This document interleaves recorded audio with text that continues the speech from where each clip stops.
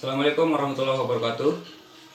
Saya Dwiki Amrullah dengan nomor induk mahasiswa di 1B017014. Pada video kali ini saya akan membahas tentang superkonduktor dan pemanfaatannya atau pengaplikasiannya dalam kehidupan.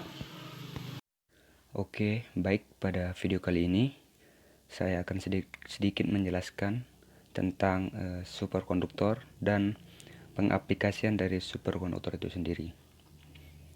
Oke, langsung saja. Sebelum kita masuk ke superkonduktor itu, alangkah lebih baiknya dulu kita mengetahui apa sih superkonduktor itu dan siapa penemunya.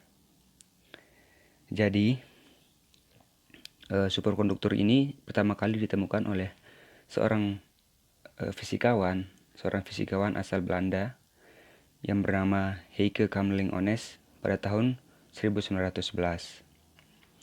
Pada saat itu, Onnes ini membuat suatu percobaan, yaitu dengan mengalirkan arus pada kawat merkuri yang sangat murni, dan kemudian ia mengukur hambatannya dengan menurunkan suhunya. Kemudian diperoleh oleh Onnes ini pada suhu 4,2 Kelvin, dia mendapat hambatannya tiba-tiba menjadi hilang, sedangkan arusnya mengalir melalui kawat secara terus-menerus tanpa kehilangan energi. Percobaan Onnes ini mengalirkan arus pada suatu kumparan superkonduktor dalam suatu rangkaian tertutup, dan kemudian ia mencabut sumber arusnya untuk mengetahui apakah arusnya tetap masih ada atau tidak. Ternyata meskipun arusnya sudah dicabut, tetapi arusnya masih tetap mengalir, karena oleh Onnes dia mencobanya dengan mencabut arusnya, kemudian ia mengukur arusnya kembali pada 1 tahun kemudian, ternyata arusnya masih tetap mengalir. Jadi meskipun arusnya dicabut, tetapi pada superkonduktor ini arusnya masih tetap mengalir meskipun tidak ada arus meskipun arusnya dicabut. Sumber arusnya dicabut maksud kami. Kemudian kita masuk ke pengertian superkonduktor itu sendiri, di mana superkonduktor ini merupakan bahan material yang memiliki hambatan listrik yang bernilai 0 pada suhu yang sangat rendah. Artinya di sini superkonduktor ini dapat menghantarkan arus listrik walaupun tanpa adanya sumber tegangan. Jadi superkonduktor ini adalah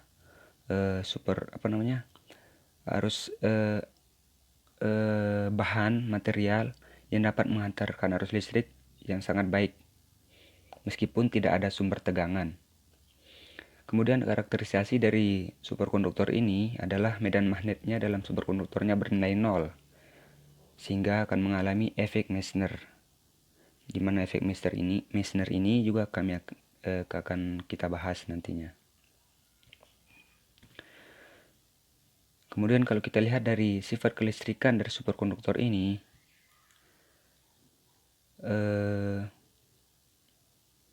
alangkah lebih baiknya dulu kita tahu bagaimana prinsip atau kerja dari logam konduktor pada umumnya.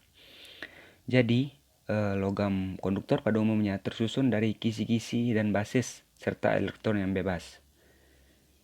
Ketika medan listrik diberikan pada suatu bahan, maka elektron akan mendapat suatu percepatan dan akan timbul medan listrik yang akan menghamburkan elektronnya ke segala arah dan akan menumbuk atom-atom pada kisi. Hal ini yang menyebabkan adanya hambatan listrik pada logam konduktor.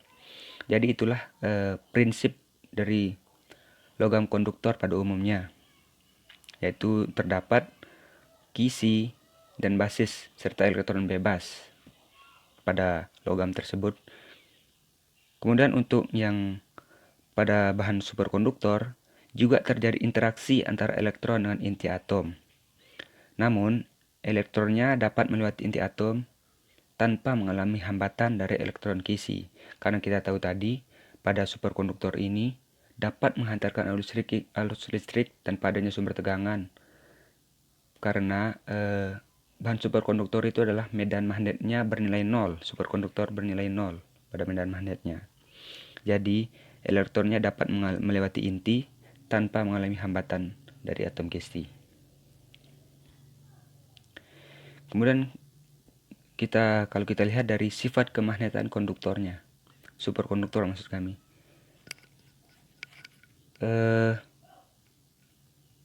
Sifat lain dari superkonduktor ini yaitu bersifat diamagnetisme sempurna. Jadi, jika sebuah superkonduktor ditempatkan pada sebuah medan magnet, maka tidak akan ada medan magnet dalam superkonduktor tersebut.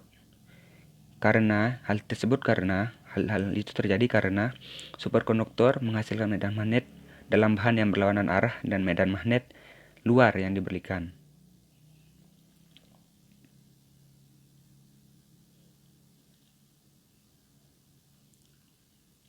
Kemudian kita lihat dari efek Meissner, di mana efek Meissner ini adalah efek di mana superkonduktor menghasilkan medan magnet. Jadi, ketika superkonduktor ditempatkan di medan magnet luar yang lemah, maka medan magnet ini akan menembus superkonduktor pada jarak yang sangat kecil. Tetapi medan magnet tersebut akan bernilai 0. Pada efek Meissner ini sangat kuat sehingga medan magnet dapat melayang karena ditolak oleh superkonduktor. Tetapi jika medan magnetnya terlalu besar, maka efek Meissner ini juga akan hilang dan materialnya akan hilang, kehilangan sifat superkonduktornya. Jadi jika medan magnetnya terlalu besar, maka sifat superkonduktornya juga akan hilang. Kemudian kita masuk ke pengaplikasian dari superkonduktor itu sendiri. Sebenarnya pengaplikasiannya juga ada beberapa, antara lain terdapat pada kabel listrik. Kemudian ada juga ini yang akan kita bahas, yaitu kereta maglev atau magnetic levitation. Atau biasa juga disebut dengan SC maglev.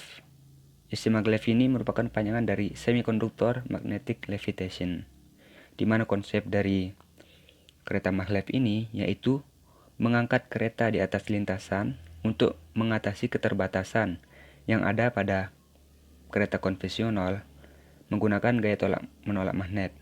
Jadi biasanya pada kereta konvensional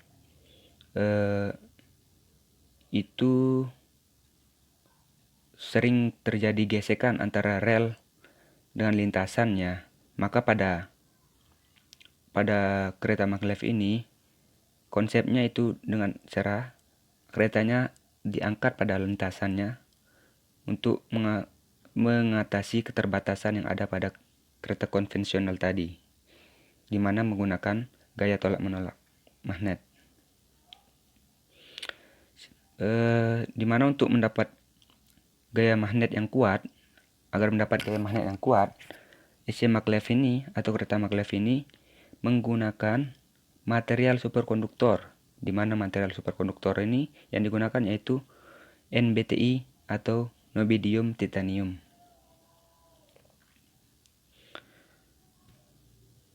Kemudian untuk mendapat gaya magnet tadi digunakan material superkonduktor.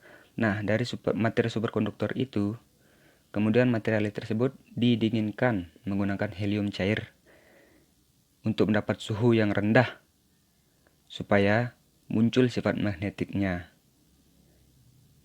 Jadi material superkonduktor yang digunakan itu didinginkan menggunakan helium cair untuk mencapai suhu yang rendah agar muncul sifat magnetiknya.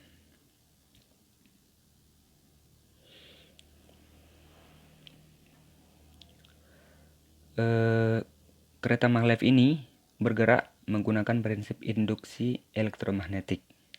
Jadi arus listriknya dialirkan ke kumparan yang berada pada dinding. Arusnya dialirkan pada kumparan yang berada pada dinding lintasan secara terus-menerus untuk mengubah polaritas magnet kumparan. Kemudian medan magnetnya yang berada pada dinding lintasan juga berfungsi sebagai pengaman supaya kereta maglev ini tetap berada pada lintasannya selama dia bergerak dengan kecepatan yang tinggi. Ini adalah contoh gambar dari dinding lintasan tadi yang terdapat kumparan-kumparannya. Kemudian di kumparan ini dialiri arus listrik secara terus-menerus untuk mengubah polaritas magnet pada kumparan ini.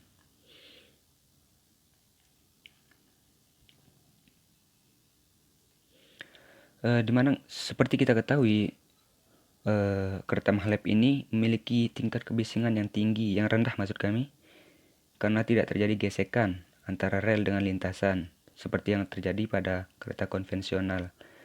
Jadi kereta maglev ini memiliki kelebihan, yaitu kebisingannya rendah atau tidak ribut karena tidak ada gesekan antara rel dengan lintasan ataupun gesekan antara pantograf kereta dan kabel listrik.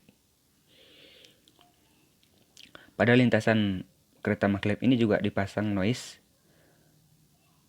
untuk mengatasi kebisingan tadi, mengatasi kebisingan suara yang ditimbulkan dengan akibat kecepatan yang tinggi dari kereta ini, di mana noise yang dipasang yaitu berupa noise barrier yang berbentuk menyerupai terowongan yang fungsinya tadi yang sudah saya sebutkan, yaitu untuk mengatasi kebisingan dari gelombang suara yang dihasilkan dari kecepatan tinggi dari rel kereta maglev tersebut. Baik, mungkin cukup sekian pemaparan dari saya tentang apa itu superkonduktor dan pengaplikasian superkonduktor itu sendiri. Cukup sekian yang dapat saya sampaikan, kurang dan lebihnya saya mohon maaf. Baik, cukup sekian yang dapat saya sampaikan, kurang dan lebihnya saya mohon maaf. Wabillahi taufiq wal hidayah. Wassalamualaikum warahmatullahi wabarakatuh.